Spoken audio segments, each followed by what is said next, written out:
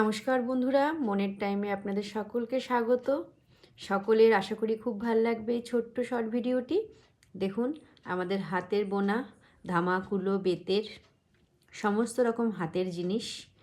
সত্যি এখনও পর্যন্ত দেখলেই আমরা মনমুগ্ধ হয়ে যাই, ফিরে যাই সেই পুরনো 90 দশকের যুগে, যেখানে আমরা শুধুমাত্র এগুলো দিয়েই ছোটোবেলায় খেলা করেছি, মায়েদের হাতে দেখেছি, দিদিমাদের হাতে দেখেছি। সেই জিনিস এখনও পর্যন্ত আমাদের গ্রামগঞ্জের বিভিন্ন মেলায়, বিভিন্ন ঐতিহ্যময় মেলায় কিন্তু বারবার ফিরে আসে। তো এই জিনিস দেখে আর মানে নিজেকে ধরে রাখতে পারলাম না, একটা ছোট্ট ভিডিও দেখুন। খুচি, এই খুচি দিয়েই কিন্তু আগে চাল মাপা হতো, কোনো কৌটো বা কিছু ছিল না, তার নিচে আছে ধামা।